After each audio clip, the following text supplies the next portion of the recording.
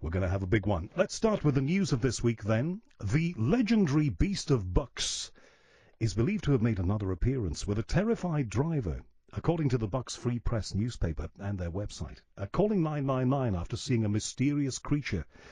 For years in Buckinghamshire and the area around it, local people have reported brief glimpses of a large cat, believed to be a puma, and called the Beast of Bucks, stalking the area. The latest sighting was reported in Princess Risborough very end of November by a panicked homeowner, but there had been a continuous bubbling of sightings and strangeness there. The man who's researched this one and many, many others is Paulo. He's online to us now at The Unexplained.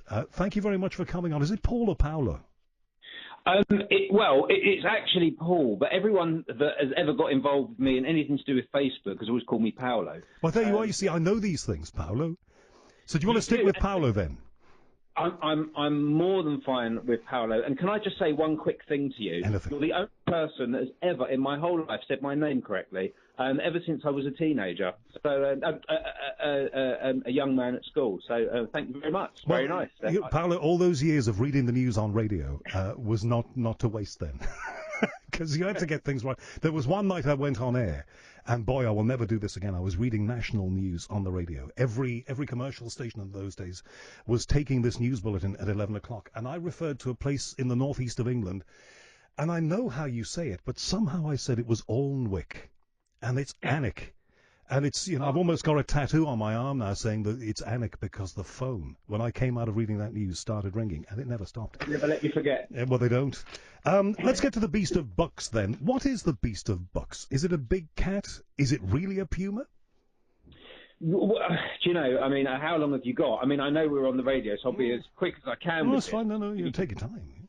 But, the Beast of Bucks has been sort of coined, and many of the big cat sightings across the UK have all had, the Beast of here, the Beast of there. But with Buckinghamshire in particular, I got involved years and years ago, and it seems to be just the same across the whole of the country, from Land's End up to the top of Scotland, 3 species, very distinct, and always seems to appear in the same sightings ratios across the country, and that's about 60% for black cats, we believe are black leopards, 30% puma, and about 10% lynx. It varies. They're the sort of basic proportions. But in Buckinghamshire, we seem to have more of the black cat sightings, but for years and years of me researching this specific area, and I've got newspaper clippings going back to the 70s, and I, through my website, get sightings to this day, Princess Risborough and High Wycombe always seem to be sandy-coloured cat, a puma. It's amazing. When I first got involved with this years ago, I logged everything I could, and then when the website went up and I started to receive sightings, I learned very quickly that the clusters that I had researched up to that point via the internet was still happening 40, 50 years on. And of course, the species that we think are basically involved, like puma, the leopard, they only live for sort of 12 years in the wild. They can live up to 20 years in captivity. So really what I've ended up with is just nosedived into a situation where I just have continual sightings every year, and now a little light goes off in my head. Oh, right, okay. Oh, another puma from Princess Risborough. Honestly, it's just mind-boggling. Are you saying that there is one cat, or that they might be out there somewhere breeding? I just think they have to be breeding, really. And I'm quite confident, because, what happens when you're involved in this sort of research is you meet other people from around the country who are involved. There just has to be. There just has to be. And as crazy as it sounds, there just has to be. And are people sure what they've seen? I'm saying this for a reason. For the thick end of 5 years, I had to drive in the dead of night, very early morning, to a place called Caversham in Berkshire, where I used to do a little bit of radio. And I would have to go up a hill, and I would say one time out of 6 drives on a Saturday morning, really early, nobody else around, a huge furry cat that looked like a very long, very big, very dark pipe cleaner would scoot right across in front of my car, almost as if it was a sort of dare for it, and disappear into a bush at Caversham Park. Now, this thing, to my sight, was too big to be a cat. Well, it might have been a domestic cat, but God, it was a big one if it was. And Sure. I dubbed it, I think I called it the Beast of Berkshire or something like that, and I used to have a joke with it on the radio about it. But are you saying that this is not misreporting by people of big domestic cats? Well, look, I mean, everything I've ever seen in a newspaper article is quite blatantly a small cat, and I've had the novelty of actually having to meet witnesses face to face. And let's make no mistake about it, misidentifications happen. However, I have been face to face with a number of these witnesses, and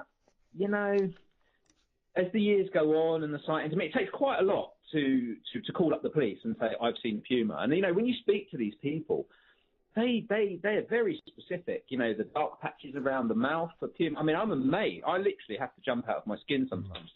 I'm absolutely sure they've seen what they've seen.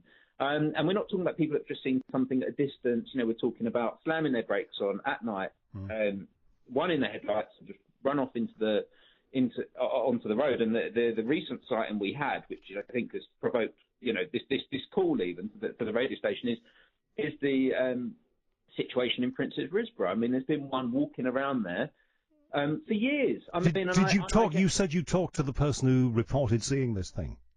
Yeah, well, the particular lady messaged me, and I did try and get hold of her. She'd already talked to the police, and she'd already talked to someone that directly talks to the police in regard to large cats, who I spoke to. So there's no doubt at all. I mean, what the lady saw, and what's really weird about it all is that it's not the first time it's been seen in that within 100 metres of that location. And let's get this straight. This isn't in the woods or in the valleys in the hills. This is in the middle of the town. So this is what is so fascinating for me. If you're going to make this up, why do you keep making up the same species? I mean, this is over 50, 60 years now worth of data I've got. And assuming this thing is out there, is the public at any risk? I mean, there's potential risk, but I would say that is pretty much minimal, because the only times in their native ranges where humans are at risk is where there is very limited food availability. I live in Buckinghamshire, and there's a rural road I drive down. It's quite well, an A413, and every day you can drive from the base of that road all the way up to Aylesbury, and there will always be a freshly killed something on that road. I speculate, there's just so many deer and animals in the woods, I just speculate that I just can't see a scenario where one of these things is going to try and predate a human being. And bearing in mind, there's not really that many people in the woods at the sort of times that these cats operate. True enough, and I can imagine if I was driving along and I saw something like that in Princess Risborough, I'd be scared witless, I have to say, and I'm not afraid to admit it. So look, we haven't got a lot of time tonight, and I'd like to get you back on the show at another time if you could. How do you think these things then, assuming it might be a puma? Okay, and assuming that people aren't misreporting it, because there's a lot of people to be misreporting, but assuming those things, how could they have got there?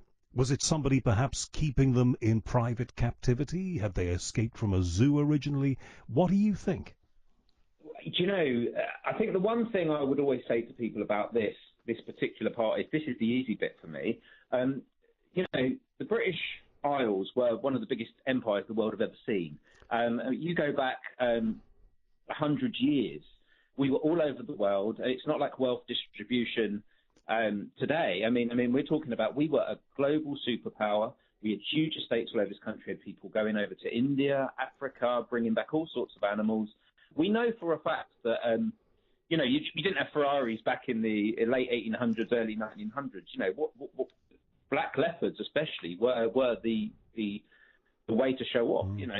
These were the animals. And I actually think that it started in the Victorian era. I don't think it was. I think the 70s topped up what was already there, but the sightings go way back, even to the 1500s. The travelling. I just believe that we've had a series of releases from the days of empire, and it's just been topped up over time. Well, Paul, we'll talk again about this, because I know that you don't only research beasts of this kind in Princess Risborough and Buckinghamshire, but you also look at other places. So we'll have a longer talk, and I'm glad that we've connected, and I'm glad I got your name right. Do you know, honestly, you knocked me dead on that one. Greek name. They're not easy. They're not easy. I get it wrong sometimes. I'm just looking at my producer, Haley, here. Another satisfied customer, Haley. Look at that. You see, we get them on, we put a smile on their face, and we send them on their way to Christmas happy. Paulo Nicolaitis, thank you very much. Thank you. Pleasure speaking to you. You too. We'll talk again. Check him out online. Paulo Nicolaitis, spelled Nicolaides. Paulo Nicolaitis. Paul Nicolaitis. It's a good job I didn't call him Paul Nicholas.